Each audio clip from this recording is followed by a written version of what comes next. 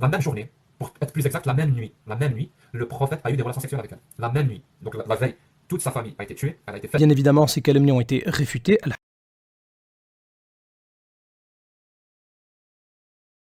Demande à Jacques et à l'observateur la preuve que le prophète alayhi salam aurait couché le soir même où la famille de sa fille a été tuée. Tes amis n'arrivent pas à trouver la source où le prophète alayhi salam aurait couché avec sa fille le soir même.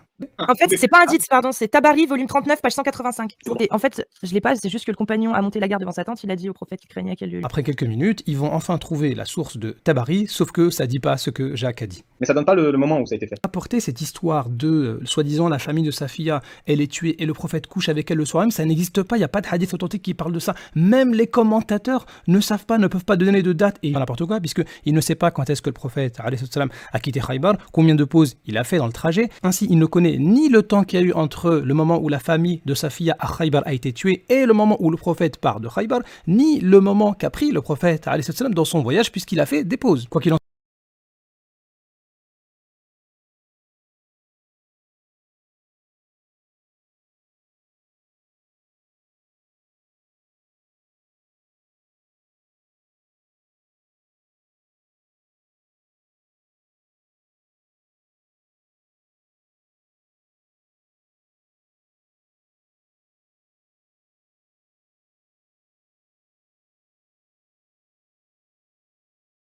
toujours dans Sahih Ibn Hibban, au numéro 5199, sa fille elle-même reconnaît que, avant d'épouser le prophète, alayhi salatu wassalam, elle disait qu'il faisait partie des gens que je détestais le plus. C'est tout à fait normal, puisqu'il a fait tuer ma famille.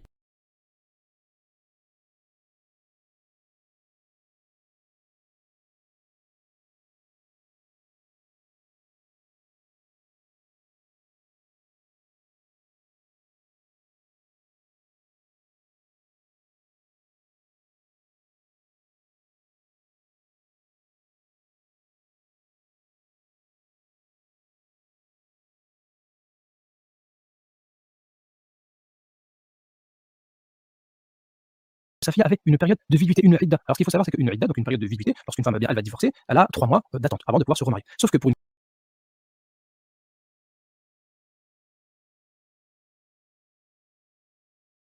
al-Bukhari que vous citez vous-même, quand c'est indiqué ici hallat, c'est-à-dire quoi hallat? Ça veut dire qu'il y a un moment donné que sa fille était interdite au prophète alayhi salatu wassalam, puisque la période de viduité n'était pas encore terminée. Mais lorsque cette période-là était terminée, eh bien le prophète alayhi salatu wassalam, il pouvait l'épouser. Donc il était obligé d'attendre cette période de viduité. Donc cette histoire. Est-ce que ça veut dire halal? Est-ce que ça veut dire période de viduité ou c'est juste le mariage? La seule chose qu'on sait, c'est que le prophète alayhi salatu wassalam a attendu une période de viduité, ce qu'on appelle al-istibra, c'est-à-dire attendre une période de menstru et que la femme puisse se purifier de ses menstrues. Une fois que ça c'est fait, le mariage est autorisé. Mais